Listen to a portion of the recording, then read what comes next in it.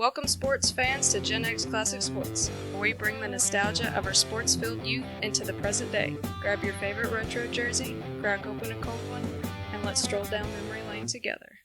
Welcome back, everybody, to GenX Classic Sports. I'm your host, Sean Enos, and today we're going to talk about something that I was curious about a few weeks ago. In the NFL, a guy named Cam Little for the Jacksonville Jaguars kicked a 68-yard field goal, and that set the NFL field goal record. Now, I don't care about the NFL ones for this discussion. I got to thinking, I wonder what the longest ones are in NCAA history. So, today, we're going to take a look at some of the longest field goals in NCAA history. We're talking about something a little bit different, a little quirky. These poor kickers, they just don't get any credit, do they? They get all the blame and very little of the credit. Absolutely perfect for you Gen X sports brains out there. We're going to dive into the longest field goals in college football history, not just from the what we call D1 FBS stuff, but all levels. And of course, as usual, we're going to lean into the 70s, 80s, and 90s.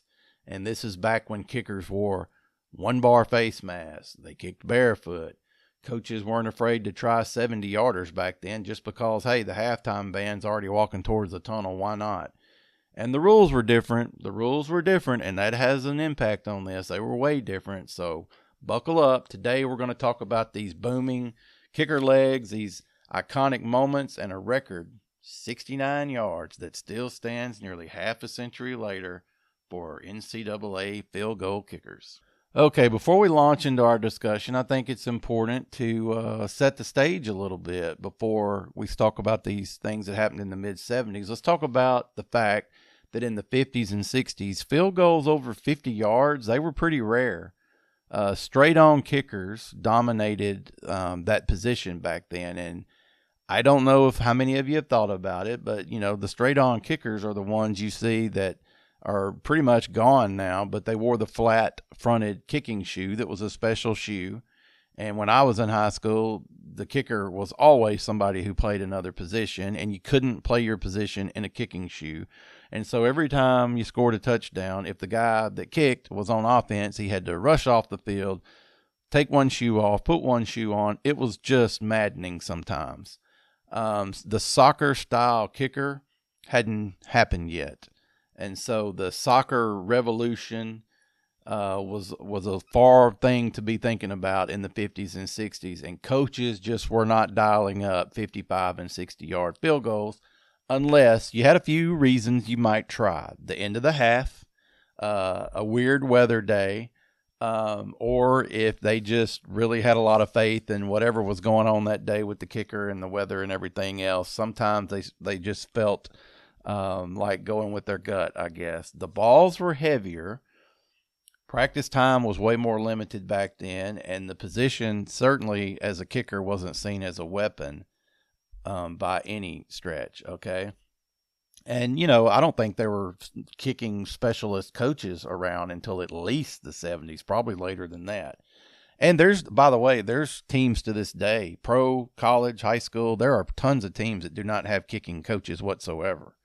In fact, I used to go watch my son practice at his high school, and I know this is pretty normal, and I'd watch the offense and defense scrimmage each other, and the kickers were on the opposite end of the field, the kickers and the holders and the punters and snappers just doing their thing. I mean, there was literally no coach down there with them. That was pretty normal and still is. But by the early 70s, something started happening. Soccer had gained popularity in the U.S. Pele, remember? There were some movies and things going on, but soccer had started gaining a little momentum in the U.S., and a new wave of players arrived with different mechanics, the soccer style, longer strides, more flexible hips, more training in that area, more coaching, and therefore more power. And so by 1976, everything changed in college kicking. First, let me take you back to 1976, okay? October 16th, 1976, Texas A&M versus Baylor.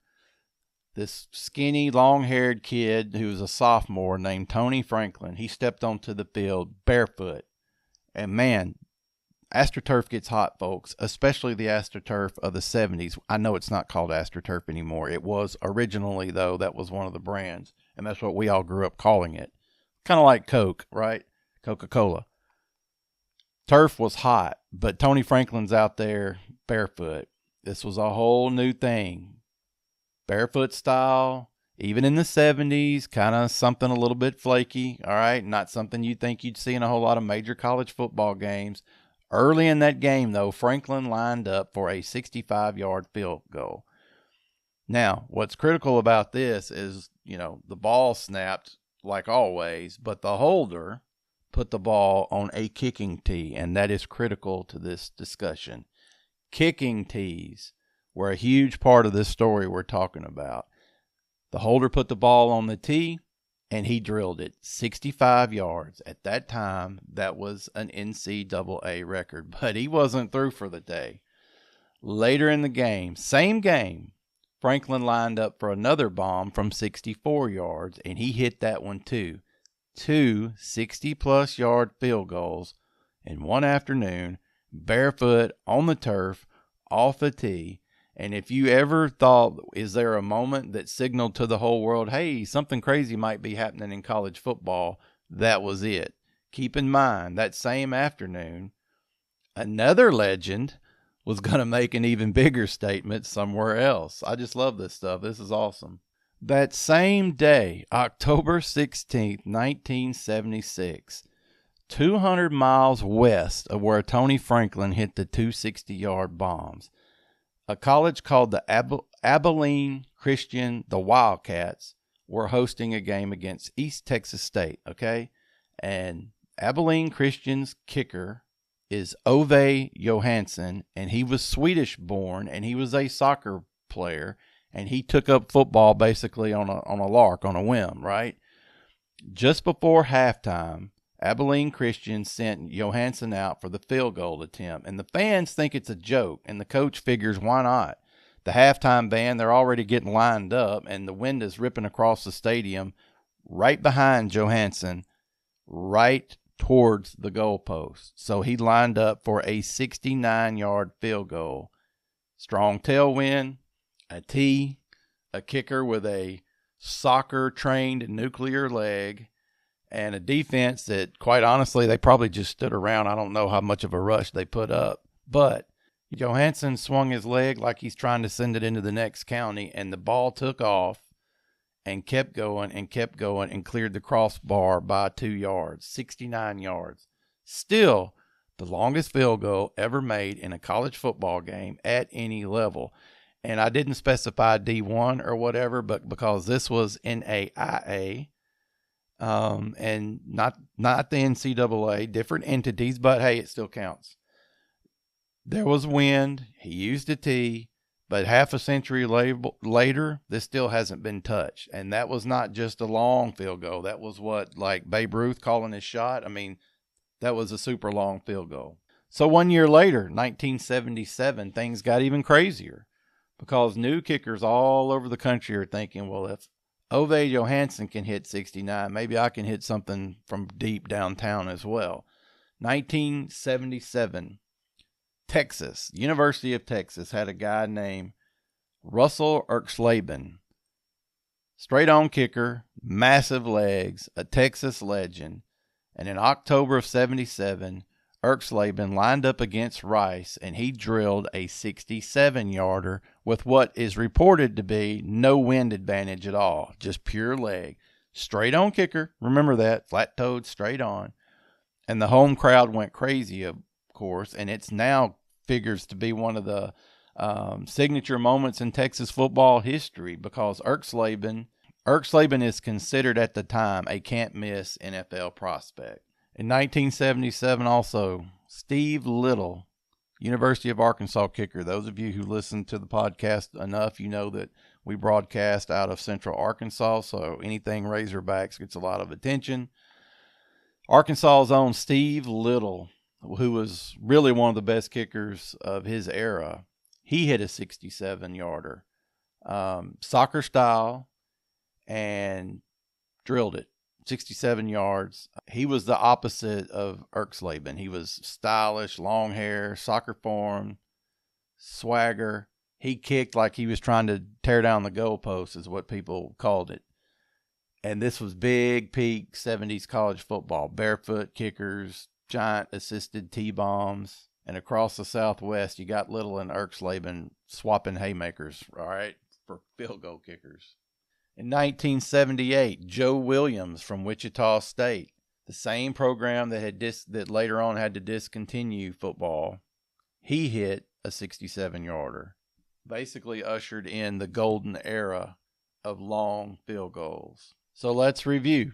This was the era. This was the 70s. Between 1976 and 1978, we had a 69-yarder, we had a 65-yarder, we had a 64-yarder, we had 3 67-yarders, and several 60-plus yard tries that barely missed. So this ushered in definitely the golden era of field goal kicking. So here come the 80s, okay? You're still seeing strong legs, good kickers, but the 67-yard club didn't really get any new members until Tom Odell from Fort Hays State, Division II, another T-assisted kicker, one of the last legendary long kicks in the pre-rule change era that we'll talk about. By the mid-80s, people already knew, man, these records are outrageous. But the NCAA quietly started discussing a major change, and it was going to reshape the kicking game for the whole next generation. But before that, Tom Odell, 67 yards for Fort Hays State. All right, he's on record for that. And then things changed quickly. In 1989, the NCAA banned kicking tees for field goals and extra points. So from this point on, the ball had to be kicked off the ground. Remember, there's still grass fields where the ball would logically sink down farther into the grass, and turf. Now, turf was like setting them on concrete back then, but on a grass field, the tip of the ball is going to sink down in between the blades of the grass. No more elevation boost, no more solid kicking surface, no more ideal tee angle. Timing became a little bit harder. The launch height decreased because you're kicking it from lower on the ground, so it's not going to jump up as high as fast, and your distance, theoretically, should decrease. And so instantly, starting in 89, you saw fewer 60-yard field goal attempts. And that basically not shut, but slammed the door on the era of 67-yarders and anything approaching distances beyond that. Coaches shut it down, man. They became more conservative. Analytics started creeping in. You know, people studying statistics, then they tell you that you've only got a 1% chance of making this, so please don't kick it, and the coach agrees. That stuff. Possessions started mattering more. Field position started mattering more. You don't want to risk missing a long field goal and giving up the ball from that area. And so the window of crazy long field goals sort of closed down for a while. But in the 90s, even without the tees, there's still some guys out there who could kick. Enter Martin Gramatica from Kansas State. You remember old Martin Gramatica? In 1998, Martin Gramatica, September the 12th, 1998, for Kansas State. No tee, off the ground, modern ball, modern technique, 65 yards, nailed it. He was, to this day, considered one of the greatest pure power leg kickers in the history of college football. And he didn't benefit from any 70s advantages at all, right? This is just ability. His kicking motion was a prototype, they claim. I don't know anything about kicking, but the research says his style, his technique was prototype for the NFL. Long, smooth, explosive, hip torque, perfect follow through. And so his 65-yarder, after tees were banned, was the landmark distance. So that brings us into the 2000s. And since the 90s, there have been a handful of 60-plus yarders, a couple that got close from 65, and one or two kicks that even flirt with the old school era for distance. So here's a recent example just to give you an idea of how rare 67 to 69-yard field goals are. In 2024, Maddox Trujillo from Temple from 64 yards, no tee, modern ball. These kind of kicks being considered unicorns at this point. But he drilled it from 64 yards. 64 yards. Risk management being what it is, you're not even going to see many attempted from that distance. So that's where we are. Post the 67-yarders, we're sitting here flirting with at best 64-yarders right now in the college game. So let's zoom out for a second and go back to the 70s through the 90s when all these kicks happened. And why did this happen? Number one, you could use a tee. It was the tee era. A tee adds height. Height adds distance, and distance adds the opportunity to go for longer field goals. Okay, that's number one. Number two, soccer-style explosions. Suddenly, kickers weren't nose tackles and fullbacks kicking straight on and not getting to practice that.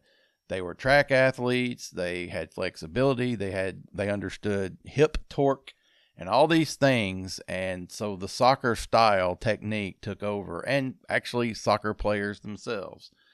Coaches took more risks. Number three, 4th and 12 from 48. Hey, let's try a 68-yarder, see what happens. The weather and the stadiums, old stadiums had quirky winds. Some games were played where you could highly predict which half would have wind blowing from what direction and get the wind to your back. And, if that was your home stadium, you certainly knew all the tricks. I know we're not talking NFL, but there's plenty of stories out there about how Bill Parcells and his coaches, they figured out that they had these massive tunnel doors in the old stadium that the Giants played in New Jersey. They had these doors that they could close where the air would come in from the outside of the stadium and whip in through these tunnels. They figured out how to open and close those throughout games to help the kicker out. So, this stuff, this gamesmanship type stuff, signal stealing, sign stealing, if you want to call it that stuff was going on. So, yeah, knowing the wind in your own stadium helped a lot. That's number four. Number five, you just had some X factors, things like kicking barefoot, the aggressiveness that some of these kickers, constantly pushing their coaches in practice to let them show, hey, I can hit 65-yarders. Some of the character, look, we all know too that there's rumors, maybe more than rumors, that people used to put heliums in the football, or heliums. People used to put helium in footballs, make them lighter. Hey, did it happen? I'm not saying it did. I'm not saying it didn't. I don't know.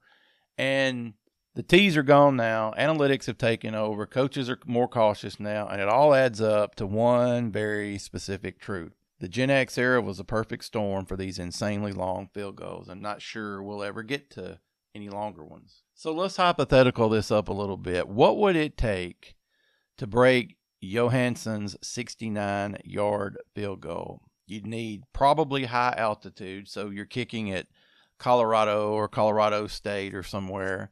You need warmer weather. You need a strong tailwind. You need the kind of power that someone like NFL kicker Justin Tucker or those kind of guys, that kind of power.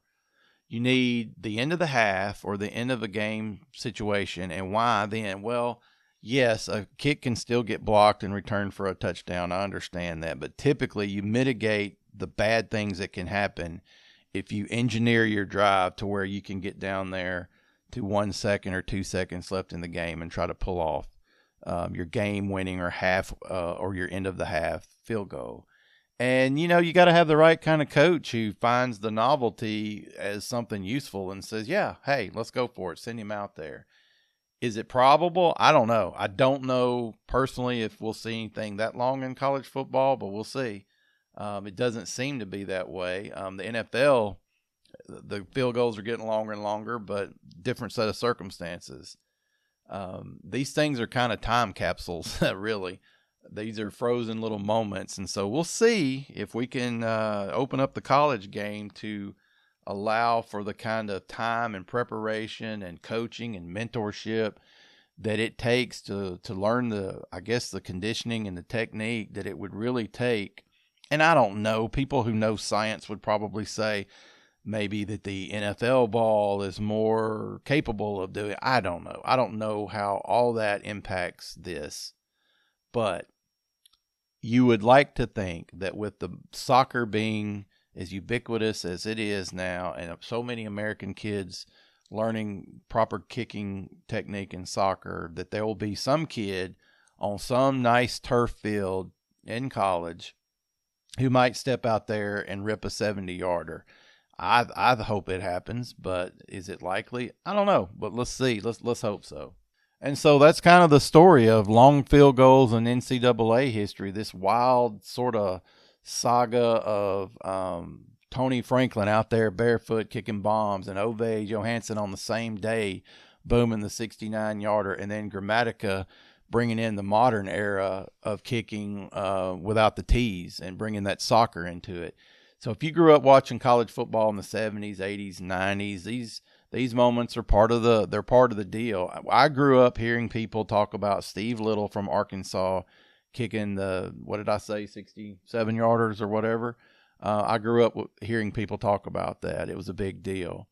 And think about it too, what edge it gives your offense. If you think that you have a shot from even 50 plus yards in college football, I would think that gives you some advantages to thinking, well, it gives you more options. It's just not, touchdown or bust in some of these games. And so, yeah, in case you were wondering, the college game, Ove Johansson, he's ahead of the NFL, but underneath that, it's been a while since college football has had any really, really long field goals, and the NFL seems to be catching up.